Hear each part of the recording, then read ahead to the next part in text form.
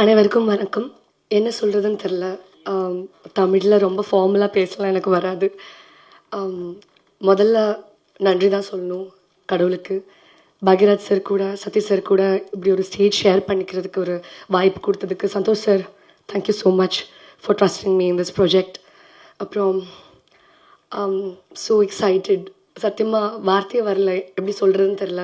Trailer அவ்வளோ நல்லா இருக்குது, சாங் கூட ரொம்ப நல்லா இருக்குது. அண்ட் ஜஸ்டிஸ் ஃபார் ஜெனி பற்றி பேசும்போது இது வந்து எல்லாரும் பார்க்க வேண்டிய ஒரு படம்னு நினைக்கிறேன்.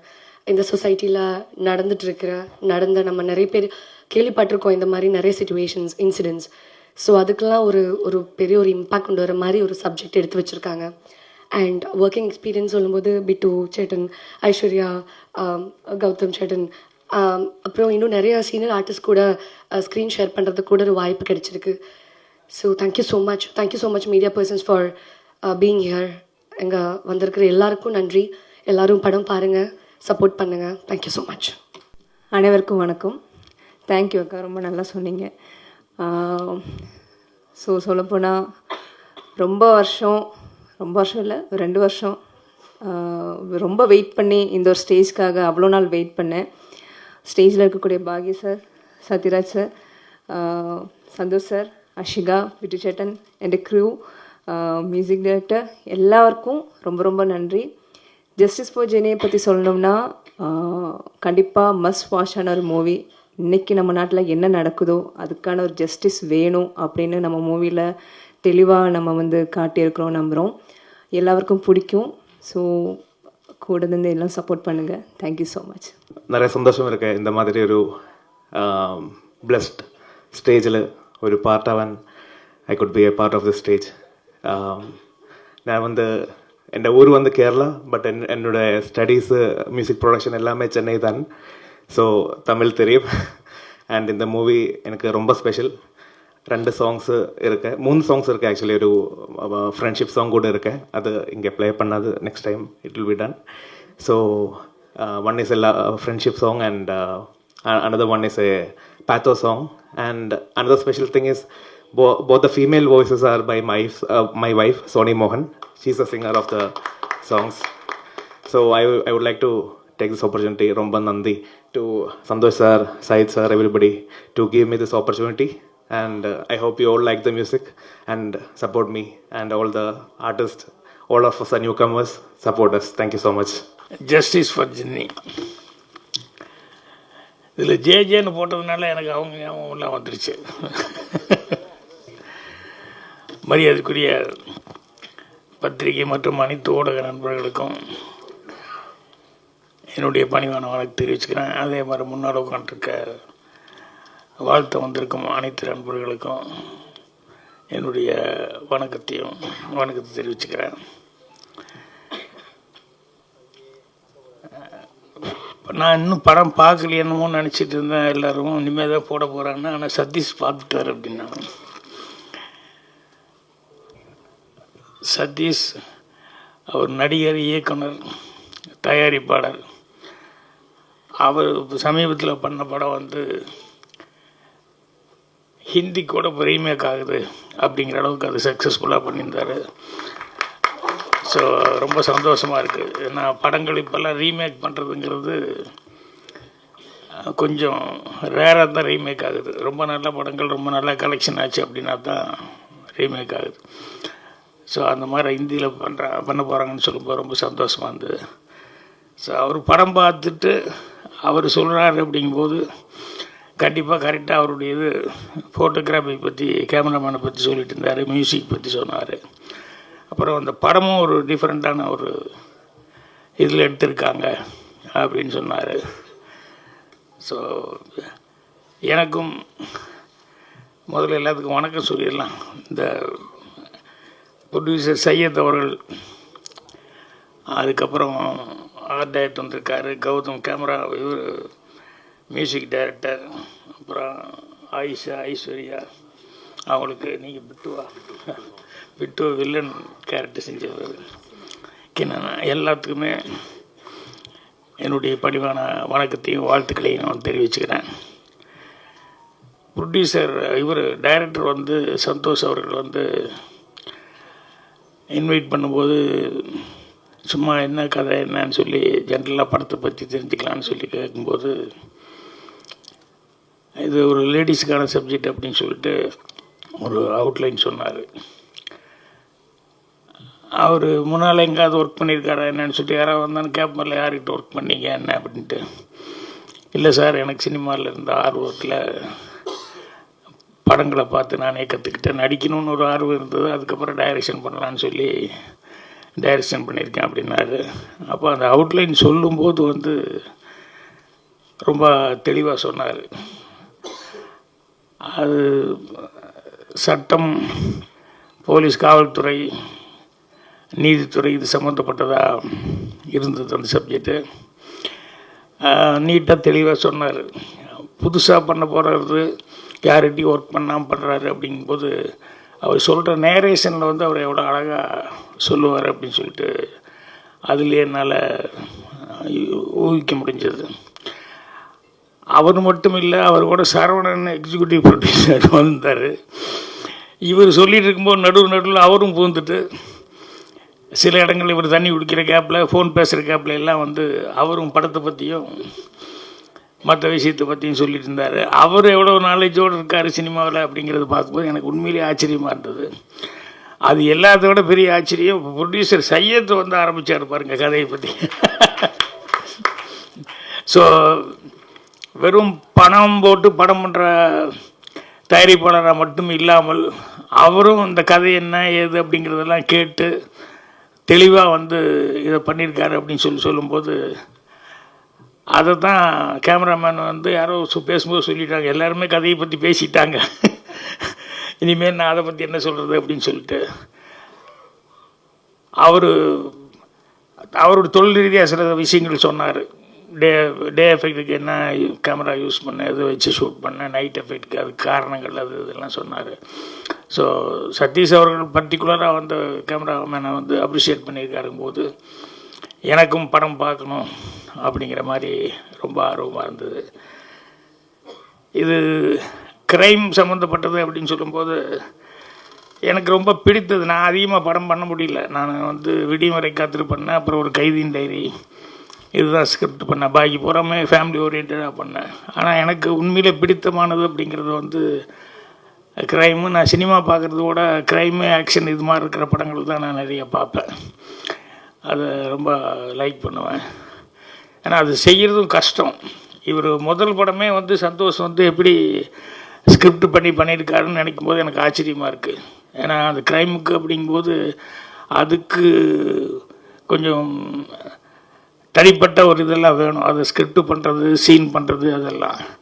ஸோ அவர் ரொம்ப தைரியமாக வந்து இது பண்ணியிருக்காரு. ஏன்னா எனக்கு வந்து ரொம்ப வருஷம் முன்னாடி சினிமாவுக்கு வந்த புதுசில் நான் பார்க்கல, ஆனால் எங்களோட அசிஸ்டண்ட்டு இதில் குழுவில் வந்து ஸ்டோரி டிஸ்கஷன் எல்லாம் உட்காந்துருப்பாங்க. கலைஞான சார், கனகசன் மூவா, அவங்கெல்லாம் ரொம்ப சீனியர்ஸு. அம்மாரா இவங்கெல்லாம் உட்காந்துருக்கும்போது ஏதாவது அவங்க சர்வீஸுக்கு சில படங்கள்லாம் சொல்லுவாங்க. அதில் கனகசண்முகம் சார் ஒரு க்ரைம் சப்ஜெக்ட் சொன்னார், எனக்கு ரொம்ப பிடிச்சது. அது இன்னும் மனசில் அப்படியே பதிவாயிருக்கு. என்னென்னா 2 பேர் அக்கா தங்கச்சிங்க, அதில் ஒருத்தி வந்து நல்ல ரிச்சு, நல்ல பணக்காரி ஆகிட்டா. இன்னொரு தங்கச்சி வந்து கொஞ்சம் சுமாராக தான் அவளுடைய சூழ்நிலையில். அவன் எங்கேயோ தனியாக இருக்கிறா, ஐயோ அக்கா ஒரு இடத்துல இருக்கிறா. ஆனால் அக்கா வந்து எவ்வளோ பணம் இருந்தாலும் எவ்வளோ வசதி வந்தால் கூட தங்கச்சியை வந்து எல்லா ஃபங்க்ஷனுக்கும் கூப்பிட்டு அவங்களுக்கு என்ன செய்யணுமோ என்ன ஹெல்ப் பண்ணணுமோ எல்லாமே பண்ணி தங்கச்சியை நல்லா கவனிச்சிட்டாங்க. இருந்தாலும் மனிதனுக்கு ஒரு பெரிய ஒரு வீக்கான ஒரு சமாச்சாரங்கிறது பேராசை. இப்போ அக்கா என்ன செஞ்சாலும் அந்த தங்கச்சிக்கு வந்து அவள் இடத்துல நம்ம இல்லையே, நம்ம அந்த பணக்காரி போய் நம்ம இல்லையே அப்படிங்கிறது வந்து அவளுக்கு எப்பவுமே என்ன ஹெல்ப் பண்ணால் கூட அது ஒரு சின்ன அவளுக்குள்ள ஒரு இதாக இருந்துகிட்டு இருந்தது. இந்த இடத்துல நம்ம இருந்தால் எவ்வளோ நல்லா இருக்கும்னு. அதில் என்னென்னா 2 பேரும் ட்வின்ஸாக இருக்கிறதுனால அச்சசப்பில் 2 பேரும் ஒரே மாதிரி இருப்பாங்க, பேச்சு எல்லாமே ஒரே மாதிரி இருக்கும். வீட்டில் இருக்கிறவங்க ரிலேஷனே சில நேரங்களில் தடுமாறுவாங்க. இது யார் அக்கா யார் தங்கச்சின்னு கூப்பிட்றதுல வந்து ஒரு கன்ஃபியூஷன் அவங்களுக்குள்ள. அந்த அளவுக்கு அவங்க 2 பேரும் ஒரே மாதிரி ஒரு ஒற்றுமை இருக்குது. அப்போ அவளுக்கு ஒரு தப்பான ஒரு எண்ணம் வருது. அக்கா இல்லைன்னா நம்ம அந்த இடத்துல இருந்தோம்னா யார் நம்மளை கண்டுபிடிக்க முடியும் அப்படின்னு சொல்லிட்டு இவ வந்து அக்காவை ஏதாவது பண்ணிவிட்டு நம்ம அந்த இடத்துல வந்து உட்காந்துடுறோம்னு சொல்லிட்டு அந்த செக்கில் கையெழுத்து போடுறது முதல் கொண்டு எல்லாமே வந்து அவள் ப்ராக்டிஸில் வந்து எல்லாம் இருந்துட்டு எல்லாமே பக்காவாக இருக்குது, யாருனாலையும் கண்டுபிடிக்க முடியாதுங்கிற அளவுக்கு.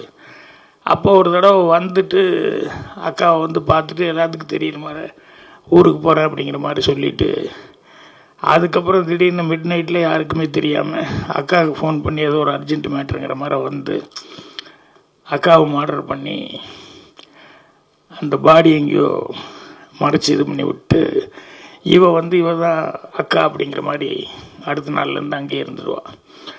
ஸோ யாருக்கும் எந்த சந்தேகம் வரல. அந்தளவுக்கு வந்து அவள் பக்காவாக வந்து அக்கா மாதிரியே எல்லாமே ப்ரிட்டெண்ட் பண்ணிகிட்டு இருப்பாங்க. அந்த மாதிரி எல்லாமே செக்கு கையெழுத்து போடுறது அது இது எல்லாத்துலேயும் பர்ஃபெக்டாக இருந்ததுனால யாருக்குமே எந்த சந்தேகம் வராது. அப்போ திடீர்னு ஒரு போலீஸ் ஆஃபீஸர் வருவார்.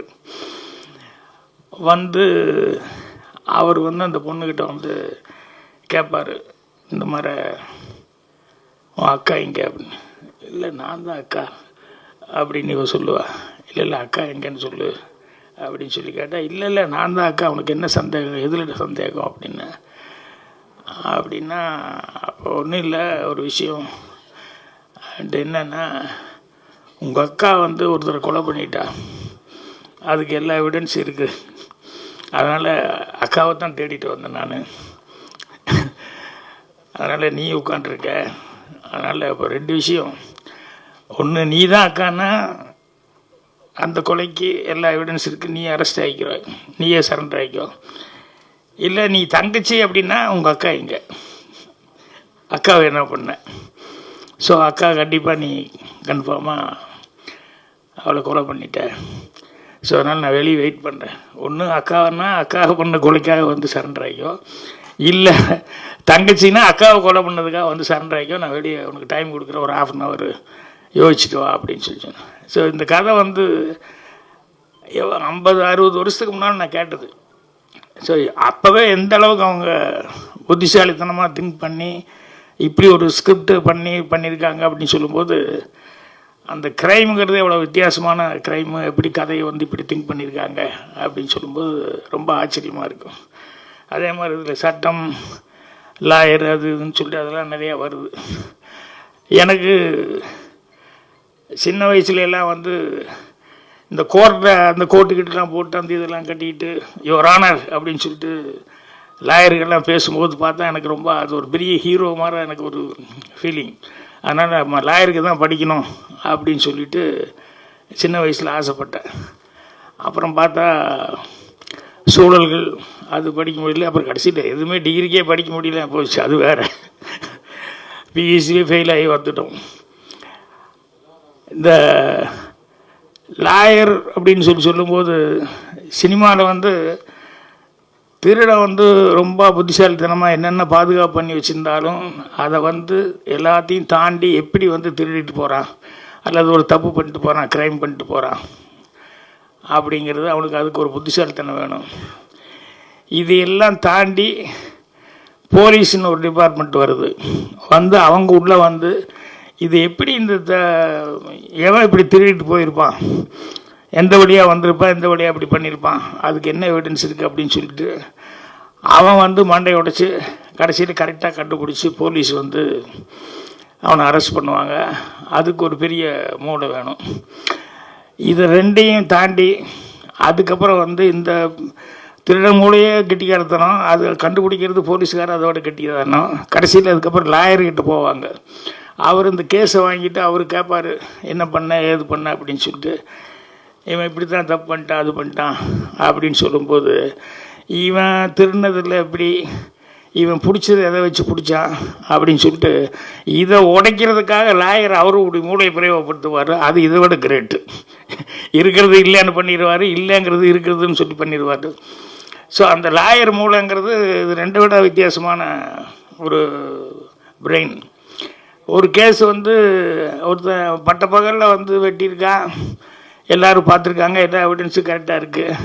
கடைசியில் வந்து யாருனாலையும் ஒன்றும் பண்ண முடியாது, அவனுக்கு ஜட்ஜ்மெண்ட் வரப்போகுது அப்படின்னு சொல்லும்போது அப்போ அவன் வந்து யாரோ ஒருத்தர் வந்து இந்த லாயர் எப்படி அவர் எப்படியா வெளியே கொண்டு வந்துருவார் அப்படின்னு. அப்போ அவங்க கூட இருக்கவங்களுக்கு யாருக்குமே நம்பிக்கை இல்லை, இந்த லாயர் எப்படி வெளியே கொண்டு வர முடியும், எல்லோரும் விட்னஸோடு பார்த்துட்டாங்க, பகல்லையே நடந்தது, இதுக்கு சான்ஸே இல்லையா அப்படின்னா இல்லை அப்படின்னா அவர் கொஞ்சம் ஃபீஸ் அதிகமாக கேட்பார், ஆனால் கண்டிப்பாக வெளியே கொண்டு வந்துருவார் அப்படின்னு. அப்புறம் போனால் ஒரு 25 லட்சம் கொடுத்தீங்கன்னா கொண்டு வந்துடுறேன் நான் அப்படிங்கிற மாதிரி சொன்னால் யாருக்கும் நம்பிக்கை இல்லை கண்டிப்பாக கொண்டு வந்துடுறேன் அப்படின்னு சொல்லிவிட்டு அடுத்த நாள் வந்து கோர்ட்டை வந்து வாதாடும்போது அவர் வந்து என் ஆள் கொலை பண்ணான்னு சொல்லியிருக்காங்க. அதுக்கு வந்து ஒரு அறுவாடை கொண்டு வந்து வச்சுருக்காங்க. அதனால் ஒரு 1/2 hour டைம் எடுத்து அதுக்கப்புறம் நீங்கள் தீர்ப்பு சொல்லுங்கள் அப்படின்னு சொல்லி ஜட்ஜுக்கிட்ட அந்த அறுவாள் எடுத்துகிட்டு போய் கரெக்டாக வெட்டினாள் அவருடைய பிளட்டு தானா அப்படின்னு சொல்லி அதை செக் பண்ணிட்டு வந்து சொல்லுங்கள் அப்படின்னா ஒரு 1 hour கழித்து வந்து அதில் இருந்த ரத்தம் மனுஷ ரத்தமே இல்லை, ஆடு வெட்டி அந்த ரத்தம் தான் அப்படின்னு சொல்லி ரிப்போர்ட் வந்துடுச்சு. இவர் என்ன பண்ணாருன்னா டிபார்ட்மெண்ட் ஆளுக்கு இவ்வளோ லட்சம் வாங்கினார் இல்லையா, அதை பாதுகாப்பாக வச்சுட்டு பண்ண போலீஸ்காரன் அவனுக்கு ஒரு 5 லட்சத்துக்கு கொடுத்து அதை ஒரு 1 hour மட்டும் கொண்டு வந்துட்டு அப்புறம் மறுபடியும் திருப்பி கொண்டு போய் வச்சிடலாம் கொடுன்னு சொல்லி அதை வாங்கிட்டு வந்து க்ளீனாக அதை க்ளீன் பண்ணிவிட்டு ஆட்டை வெட்டி அந்த ரத்தத்தை வந்து இது பண்ணதுக்கப்புறம் கொண்டு போய் உள்ளே வச்சிரு அப்படின்னு சொல்லி அதை மாற்றிட்டார். ஸோ அவ்வளோ பணம் 25 லட்ச ரூபா அப்படின்னு சொல்லி கேட்டவர் வந்து எவ்வளோ புத்திசாலித்தனமாக அந்த அறுவாலையே வந்து இது மனுஷ ரத்தமே இல்லை அப்படிங்கிற அளவுக்கு பண்ணியிருக்காரு. அப்படிங்கும்போது அந்த லாயருக்கு உண்டான அந்த பிரெயின் அப்படிங்கிறது. ஸோ இது எல்லாத்த விட இன்னொன்று பாருங்கள், திருடன் கெட்டிக்காரன், அதுக்கப்புறமா வந்து போலீஸ் அதை விட கெட்டிக்காரன், லாயரை அவங்க எல்லாத்த விட கெட்டிக்காரன். ஆனால் இதையெல்லாம் தாண்டின ஒரு கெட்டிக்காரத்தனம் அந்த மூளை இருந்தால் தான் ஒரு ரைட்டர் ஆக முடியும். ஏன்னா அந்த 3ஐயுமே கிரியேட் பண்ணுறது இவன் தான். போலீஸ் திருடனையும் தான் கிரியேட் பண்ணி ஆகணும், எப்படி திருடுறான்னு, போலீஸ் எப்படி கண்டுபிடிக்கிறாங்கிறது இவன் தான் கிரியேட் பண்ணணும், லாயர் எப்படி ஆர்கியூ பண்ணுறாருங்கிறதும் ரைட்டு தான் கிரியேட் பண்ணணும். அப்படிங்கும்போது இந்த ரைட்டருங்கிறவன் எல்லாமே தாண்டி அவன் யோசிக்கணும் அப்படின்னு சொல்லி அந்தளவுக்கு அதுக்கு வந்து நாலேஜ் இருக்கும். அதனால தான் க்ரைம் செய்யும்போது வந்து எவ்வளோ கேர்ஃபுல்லாக வந்து க்ரைம் பண்ணுறாங்க அப்படின்னு சொல்லிட்டு அந்த மாதிரி சப்ஜெக்ட்டுக்கெல்லாம் பண்ணுறாங்க. ஏன்னா இப்போ வந்து ட்ரெண்ட் ஆகிப்போச்சு, வெப் சீரிஸ் அது எல்லாமே நிறையா பார்த்தீங்கன்னு சொன்னோம்னா எல்லாமே ஏதாவது ஒரு க்ரைம் அதை எப்படி கண்டுபிடிக்கிறாங்க என்ன அப்படிங்கிறது அதை ஃபாலோ பண்ணியே போகுது. அது என்னென்னா படம் பார்க்கும்போது ஒரு இன்ட்ரெஸ்டாகவும் இருக்கும் அந்த மாதிரி கதைகள் பண்ணும்போது. ஸோ இப்போ என்கிட்ட வந்து பேசிகிட்டு இருக்கும்போது கூட ஒரு 2 படத்தை பற்றி சொல்லிக்கிட்டு இருந்தார், அவசியம் பாருங்கள் இந்த படங்கள்லாம் உங்களுக்கு பிடிக்கும் அப்படின்னு சொல்லிட்டு. ஸோ அவர் வந்து க்ரைம் வந்து இந்தளவுக்கு ஃபஸ்ட்டு படம் இந்த ஜஸ்டிஸ் ஃபார் ஜென்னி அதை வந்து அதை தான் க்ரைமாக அதை வந்து மெயினாக வச்சுட்டு பண்ணியிருக்காரு. ஸோ ஒரு தப்பு நடக்குது அப்படிங்கிறது நமக்கு தெரிஞ்சிருச்சு, கதையில் வந்து இது பண்ணுச்சு. அதை வந்து அந்த தப்பை வந்து நிவர்த்தி பண்ணுறதுக்கு அதை அந்த கேஸை மறுபடியும் எடுத்து ஏதோ பண்ணுறாங்க அப்படிங்கிற மாதிரி இந்த கதை வந்து ஒரு அவுட்லைனில் கேள்விப்பட்டேன். ஸோ கதை வந்து கேட்டப்பவே ரொம்ப இன்ட்ரெஸ்டிங்காக இருந்தது. இப்போது சதீஷ் அவர்களெல்லாம் சொன்னதுக்கப்புறம் பார்த்தா எப்போ படம் போடுவாங்க அப்படிங்கிற அளவுக்கு இருக்குது.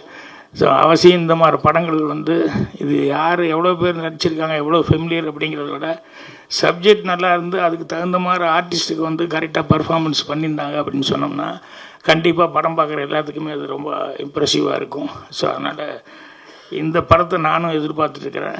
கண்டிப்பாக பத்திரிகையாளர்கள்லாம் வந்து இந்த மாதிரி அது எல்லாமே பொதுவாக நீங்கள் வந்து படங்களுக்கு வந்து பத்திரிகை மற்றும் டிவி ஊடக நண்பர்கள் அவங்க வந்து கொடுக்குற அந்த ஃபஸ்ட்டு பேஸாக அவங்க வந்து ஓப்பனிங்கை வந்து பார்த்துட்டு இவங்க சொல்கிறது வச்சு, ஏன்னா நிறைய பேர் இன்றைக்கும் சினிமா பார்க்குறவங்க ரிவ்யூ எல்லாம் என்ன வந்திருக்குப்பா பார்த்துட்டு போகலாம், சும்மா அனாவசியமாக காசு செலவு பண்ண வேண்டாம் அப்படிங்கிற லெவலில் தான் இருக்காங்க. அதனால் எல்லாருமே வந்து அந்த ரிவ்யூக்காக வெயிட் பண்ணுறாங்க. ஸோ உங்களுடைய ரிவ்யூங்கிறது வந்து இந்த மாதிரி சின்ன படங்களுக்கு நல்ல படங்களுக்கு கண்டிப்பாக ஒத்துழைப்பு கொடுக்குற அளவுக்கு இருக்கணும். அதை நீங்கள் செய்வீங்க அப்படின்னு சொல்லிட்டு நான் நம்புகிறேன். ஸோ இந்த டீமுக்கு எல்லாத்துக்குமே வந்து அட்வான்ஸாக என்னுடைய வாழ்த்துக்களை தெரிவிச்சுக்கிறேன். சதீஷ் படம் எப்படி இந்திக்கு போச்சு அதே மாதிரி வந்து இவருடைய படமும் இந்த படமும் வந்து ஜஸ்டிஸ் ஃபார் ஜென்னியும் வந்து கண்டிப்பாக அடுத்த லாங்குவேஜ்லாம் இப்போவே பை லாங்குவேஜ்லாம் எடுத்துக்க எனக்கு தெரியாது, நான் தமிழ் தான் அப்படின்னு. அப்புறம் என்னடா ஒரே கேரளா வாடையாக இருக்குது, எல்லாருமே மலையாளத்தில் கொஞ்சம் பேசுகிறவங்களாம் நிறையா பேர் இருக்காங்க அப்படின்னு சொல்லி அப்புறம் கேட்டால் ஒருத்தர் பேசும்போது தான் தெரிஞ்சது பை லாங்குவேஜில் தான் பண்ணியிருக்காங்க, தமிழ் அண்ட் மலையாளம் அப்படின்னு சொல்லி. ஸோ அதனால் அடுத்தது வந்து அடுத்த லாங்குவேஜுக்கெல்லாம் கூட இந்த படம் வந்து ரீமேக் ஆகி சக்ஸஸ்ஃபுல்லாக போகணும் அப்படின்னு சொல்லி என்னுடைய வாழ்த்துக்கள் தெரிவிச்சுக்கிறேன். நன்றி, வணக்கம். அனைவருக்கும் காலை வணக்கம். முதல்ல இந்த நிகழ்ச்சி வந்து ரொம்ப ஒரு சந்தோஷமான மகிழ்ச்சியான நிகழ்ச்சி. பத்திரிகையாளர்கள் கூட ஒரு 10:30 மணிக்கு ஆரம்பித்து 11:30 மணிக்கு கிட்டத்தட்ட முடிய போகுது. இல்லைன்னா ரொம்ப நேரம் இழுத்து எல்லாரும் வந்து ஒரு சோர்வடையக்கூடிய ஒரு சூழல் இல்லாமல் சொல்ல வேண்டிய விஷயத்த சுருக்கமாக கரெக்டாக சொல்லி பிளான் பண்ணி நல்லா பண்ணியிருக்காங்க. கவிதா உட்பட குழுவினர் அனைவருக்கும் நன்றி. ஜஸ்டிஸ் ஃபார் ஜெனி இந்த படத்தை தயாரித்த சையத் அவர்களுக்கு வாழ்த்துக்கள். ஒரு தயாரிப்பாளர் இவ்வளோ புரிதலோட ஒரு சந்தையை பற்றி பேசி ஒரு படம் வந்து நம்ம யாரையும் டிபெண்ட் பண்ணி படம் எடுக்க வேண்டிய அவசியம் இல்லை, நமக்கு வியாபாரம் தெரிஞ்சால் போதும் அப்படிங்கிற ஒரு சூழலை வந்து இன்னைக்கு யதார்த்த உண்மையை தெரிஞ்சுக்கிட்டு படம் எடுத்திருக்காரு. இந்த படத்தை பற்றி பேசுறதுக்கு எனக்கு ஓரளவுக்கு வந்து தகுதி இருக்கு. ஏன்னா இந்த படம் நான் பார்த்துட்டேன். இயக்குனர் சந்தோஷோட முதல் படம் மாதிரி இல்லை, ரொம்ப நல்லா நேர்த்தியாக பண்ணியிருந்தாரு. அதோட மேக்கிங், எஸ்பெஷலி டிஓபியோட ஒர்க்கு வீரமணி, அப்புறம் மியூசிக் டைரக்டரோட ஒர்க்கு, அப்புறம் ஆர்டிஸ்ட் ஆஷிகா அந்த கேரக்டர் வந்து ரொம்ப நல்லா பர்ஃபார்ம் பண்ணியிருக்காங்க. இவங்க ஐஸ்வர்யா, அப்புறம் நண்பர் இன்ஸ்பெக்டராக பண்ணவர், அப்புறம் வில்லனாக பண்ணவங்க, எல்லா கேரக்டர்ஸுமே ரொம்ப நல்லா இருந்தது. படம் ஒரு தொய்வு இல்லாமல் ரொம்ப ஒரு இவங்க சொன்ன மாதிரி பெண்கள் மட்டுமே பார்க்கக்கூடிய படம் இல்லை, முக்கியமாக ரொம்ப ஆண்கள் பார்க்க வேண்டிய ஒரு படம். எப்படி வந்து நம்ம வந்து சுய ஒழுக்கத்தோடு இருக்கணும், டிசிப்ளின் ரொம்ப முக்கியம்னு சொன்னாரோ அது ரொம்ப முக்கியமான ஒரு படமாக இருக்கும் இந்த தமிழ் சினிமாவுக்கு. இது ஒரு பைலாங்குவல் படம், தியேட்டரில் சப்போர்ட் பண்ணுங்கள். இந்த படம் நிச்சயம் வெற்றி பெற வேண்டும் என்று அனைவரின் சார்பாக கேட்டுக்கொள்கிறேன். மீடியா சப்போர்ட் பண்ணுங்கள். அதே மாதிரி இந்த நிகழ்ச்சிக்கு வந்திருக்கும் இயக்குனர் பாக்யராஜ் அவர்களுக்கு நன்றி. எப்பயுமே சின்ன படங்களுக்கு வந்து ஒரு ஃபங்க்ஷன், ஒரு ஆடியோ லான்ச்னா ஆட்களே கிடைக்க மாட்டேங்கிறாங்க, வர மாட்டேங்கிறாங்க. கூப்பிட்டாலே ஏதோ வரேன் அதோ வரேன்னு தயங்குவாங்க. பட் சமீப காலம் இல்லை, நீண்ட நாட்களாக பார்த்துக்கிட்டு இருக்கேன். எந்த ஒரு சின்ன படமாக இருந்தாலும் அந்த தயாரிப்பாளரும் அந்த கம்ப்ளீட் குரூவையும் வந்து என்கரேஜ் பண்ணணுன்ற ஒரு மனப்பான்மையோட, ஒரு பெருந்தன்மையோட எல்லா நிகழ்ச்சிக்கும் வந்து தவிர்க்காமல் வந்து கலந்துக்கக்கூடிய இயக்குனர் பாக்யராஜ் அவர்களுக்கு தயாரிப்பாளர்கள் சார்பாக நன்றி தெரிவித்துக் கொள்கிறேன். அது ரொம்ப முக்கியம். நம்ம வரவங்களை வந்து கைப்பிடிச்சு நாங்கள் கூட இருக்கோம் வா அப்படின்னு சொல்றது வந்து ரொம்ப முக்கியம். அது மாதிரி ஒரு பெரிய ஒரு இயக்குனர், அது அவருக்கு தெரியாத அனுபவம் இல்லை, அவர் பார்க்காத விஷயங்கள் இல்லை. ஸோ அவரெல்லாம் வந்து வாழ்த்துறதே உங்களுக்கு ஒரு வெற்றி தான் அப்படின்னு நான் நம்புகிறேன். மீண்டும் இந்த நேரத்தில் இந்த படத்தை நிச்சயம் நீங்களாம் வந்து சப்போர்ட் பண்ணணும். டெஃபினட்டாக வந்து எந்த விதத்துலையும் வந்து ஒரு தோல்வியில்லாத ஒரு படமாக இருக்கும் அப்படிங்கிறது மாத்திரம் நம்பலாம். வாழ்த்துக்கள் அனைவருக்கும் நன்றி. Good morning every one. வணக்கம். ഞാൻ சினன் சொன்ன மாதிரி I am also from Kerala, Cochin. Tamil தெரியும், ஆனால் பேசுறதுக்கு தெரியாது. பஷே ஐ எம் கற்றுக்கிட்டு இருக்கு, இப்போ நல்லா கற்றுட்டு இருக்கு, நல்ல தமிழ் படம் பண்ணுறதுக்காக. Anyway, first of all it's a dream come true moment. இங்கே ஜஸ்டிஸ் ஃபார் ஜெனியில் first of all thank you director Santhosh sir for giving this opportunity, believe panni இந்த character பெரிய character தந்தறதுக்கு. And to the producer sir Said Tamin sir, thank you. And each and everybody, the crew, DOP sir Veeramani sir, the whole crew, Ashika, Aishwarya, Sinan, the music director Govardhan, நல்லா பண்ணி வச்சிருக்கீங்க. And you have seen 2 songs here, na 2 song. அதுவும் கௌதம் சொன்ன மாதிரி அவங்களோட பொண்டாட்டி தான் பாடிட்டு இருக்கு. And she have done so many Malayalam songs in Malayalam industry. പിന്നെ வந்து Bhagiraj sir, like I got a very good opportunity to work with your son in the movie called Balti. நல்லா பண்ணி வச்சிருக்கீங்க sir. I respect him. He done a very good job in that. പിന്നെ வந்து justice for Jenny இது வந்து ஒரு small strong movie. Meaning just movie படத்தில் movie நேமில் இருக்குது ஜஸ்டிஸ் ஃபார் ஜெனி. அது ஜஸ்டிஸ் கிடைக்கும் வரைக்கும் it's a suspense crime thriller subject. And எல்லோரும் போய் பார்க்கணும், பார்த்துட்டு ஜெனுவினாக ரெஸ்பாண்ட் பண்ணணும். இது வந்து என்னோட செகண்ட் தமிழ் மூவி. நல்லா என்ன சொல்லுவாங்க, ஃபர்ஸ்ட் ஒன் வாஸ் லாம்தார். It's a small character done in that movie. This is my second movie justice for Jenny. ഞാൻ സെൽഫാக ഡബിങ് பண்ணிய மூவியில் அதுக்கு சான்ஸ் கொடுத்த டேரக்டர் சாருக்கு he supported me for that dubbing also. Thank you so much sir. எல்லாருக்கும் வணக்கம், நன்றி. So the whole media crew and everyone, thank you. எல்லோருக்கும் வணக்கம். எங்களோட அழைப்பை ஏற்று காலையிலே வந்திருக்க மீடியா பர்சனாக அனைத்து மீடியா உள்ளவங்களுக்கும், எங்கள் மேடையில் இருக்க Bhagyaraj sir and Sathish sir, மற்ற ஆர்டிஸ்ட் எல்லாருக்கும் என்னுடைய காலை வணக்கத்தை தெரிவித்துக்கிறேன். இந்த படம் பற்றி கதையை வந்து ப்ரொடியூசர் சொல்லிட்டார், அப்புறம் டைரக்டர் சொல்ல போகிறேன். நான் அதை ஜென்ரலாக பேசுகிறேன், நான் டெக்னிக்கலாக. இந்த படம் வந்து ஷூட் பண்ணது சென்னை, கொச்சின், அதுக்கப்புறம் திருவனந்தபுரம், இங்கெல்லாம் ஷூட் பண்ணோம். இதில் நைட் எஃபெக்ட் இருக்குது, டே எஃபெக்ட் இருக்குது.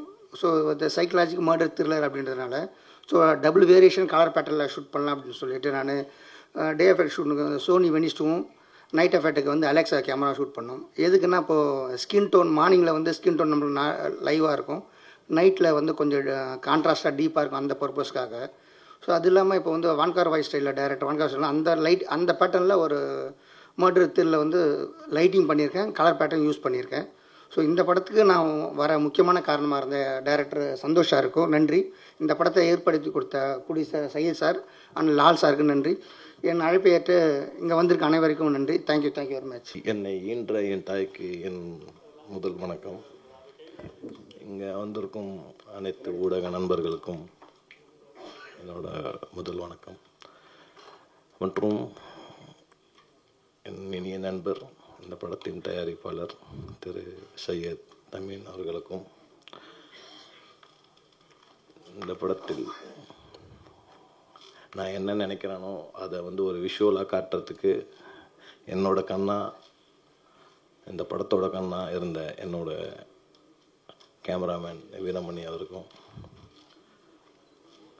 நான் என்ன சீன் பண்ண போகிறேன், எனக்கு இதுக்கு என்ன பேக்ரவுண்ட் வேணும், இது எப்படி இருந்தால் நல்லாயிருக்கும்னு சொல்லி எல்லாம் கூட இருந்து ஒன்று ஒன்றா பார்த்து செஞ்சு கொடுத்த என்னோட ஆர்ட் டைரக்டர் பாலாஜி அண்ணன் அவர்களுக்கும், என்னோட படத்தில் துணை இயக்குனராக பணிபுரிஞ்ச என் இனிய நண்பர் வீரமணி, சுந்தர், தேவா, அக்கீரா, சிவா, ஆனந்தன், இவர்கள் அனைவருக்கும் என்னோட நன்றியும் வணக்கத்தையும் தெரிவிச்சுக்கிறேன்.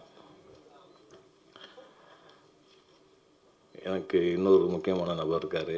இந்த படத்தை முடிக்கிறதுக்கு கூட இருந்து எல்லாம் சப்போர்ட் பண்ணி இந்த படத்தை இந்த ஸ்டேஜுக்கு வரைக்கும் கொண்டு வந்திருக்கு லால் தேவசகாமணன் அவர்களுக்கும், இன்றைக்கி இந்த மூவியை ஆடியோ லான்ச் வரைக்கும் கொண்டு வந்து கொடுத்துருக்க குகன் சார் அவர்களுக்கும் என்னோட நன்றியை தெரிவிச்சுக்கிறேன். இந்த படம் நாங்கள் பிளான் பண்ணி ஸ்டார்ட் பண்ணும்போது இது எப்படி ஸ்டார்ட் பண்ண போகிறோம், எப்படி முடிக்க போகிறோன்ற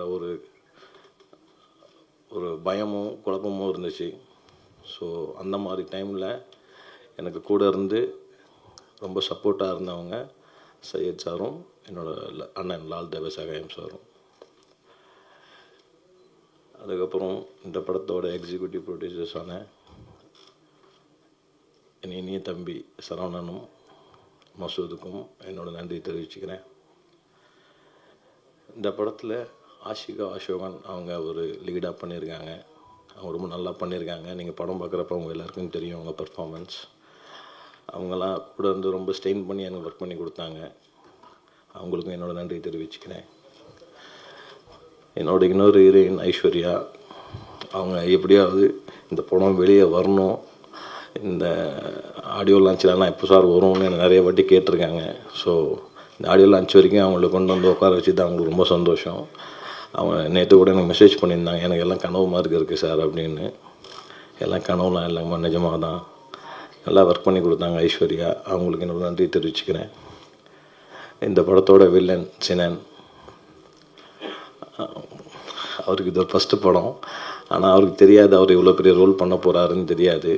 ஆனால் அவருக்கு நான் கதையும் ஒழுங்காக ஃபுல்லாக சொல்லலை, நான் சொல்கிறத மட்டும் செய்ப்பா அப்படின்னு மட்டும் தான் சொல்லியிருக்கேன்.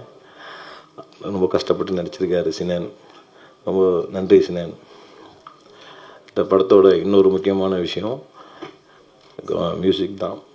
நான் என்ன கேட்குறேனோ அந்த மியூசிக்கை கூட இருந்து நான் என்னென்ன டியூன் மாற்ற சொல்கிறேனோ அது கொடுங்க இது கொடுங்கன்னு கேட்குறப்போலாம் கூட வந்து சப்போர்ட் பண்ணி எனக்கு ஒரு நல்ல 3 சாங்ஸ் கொடுத்துருக்காரு. அதுக்கு மேலே படத்தோட ஆர்ஆர் வந்து நீங்கள் படம் பார்க்கும்போது இல்லை ட்ரைலர் பார்க்கும்போது உங்களுக்கு தெரிஞ்சிருக்கும். ஆர்ஆரில் ரொம்ப நல்லா பண்ணியிருக்காரு. ரொம்ப தேங்க்ஸ் கௌதம். என்னோட இன்னொரு தம்பி பிட்டு தாமஸ், அவர் இந்த படத்தில் நான் என்ன சொல்கிறேன், என்ன கேட்குறேன், என்ன பண்ண போகிறேன் எதுவுமே கேட்க மாட்டார். இந்த சீன் பண்ணணும், இங்கே போய் நில்லு, அங்கே போய் நில்லு, நான் சரி சார் ஓகே சார் அப்படின்னு நான் சொல்கிறதெல்லாம் கேட்டு நடிச்சிருக்காரு. அவருக்கும் என்னோட தேங்க்ஸ் சொல்லிக்கிறேன். இந்தியாவின் சிறந்த ஸ்க்ரீன் பிளே ஜாம்பவான் என்று அழைக்கப்படும் பாக்யராஜ் சாருக்கு என்னோட நன்றி தெரிவிச்சுக்கிறேன்.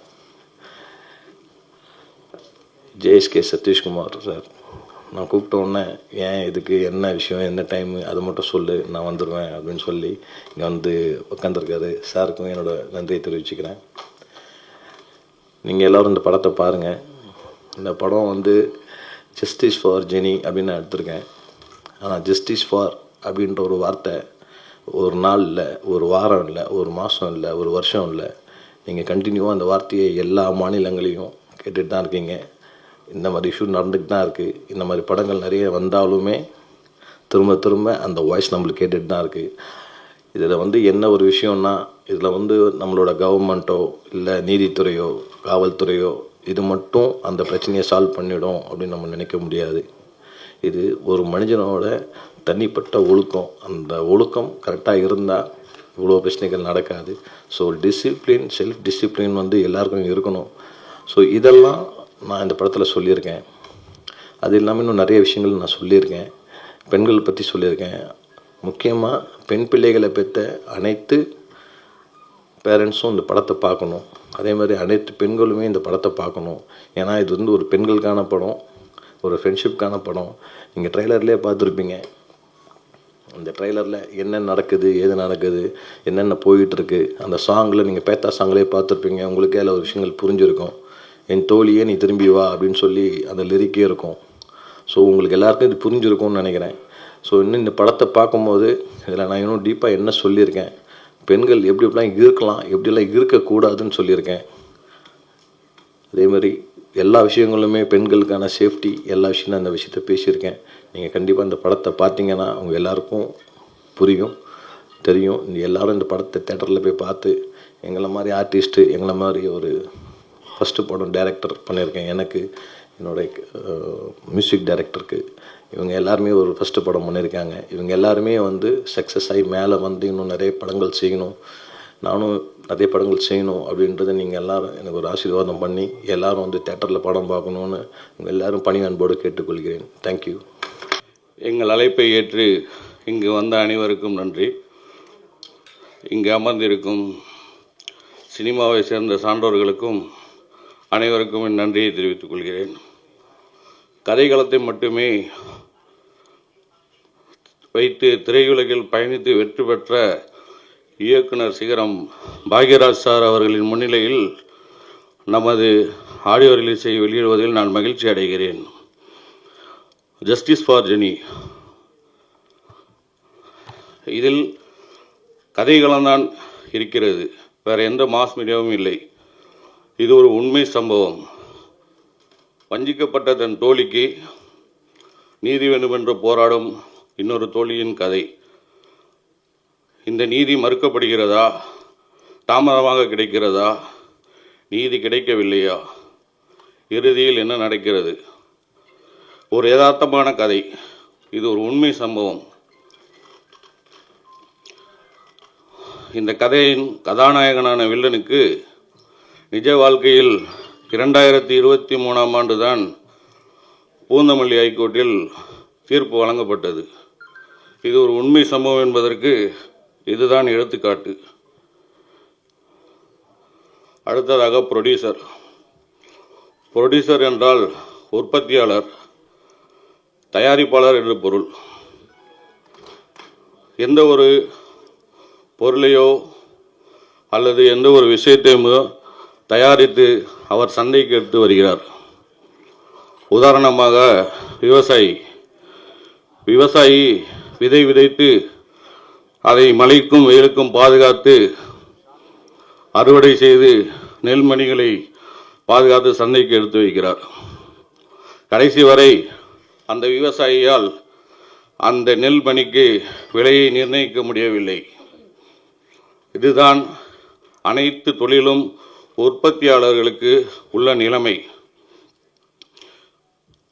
இங்கும் ப்ரொடியூஸ் செய்கிறோம், நடுவில் வரும் அனைவர்களும் இடைத்தரகர்களும் வியாபாரம் செய்கிறார்கள்.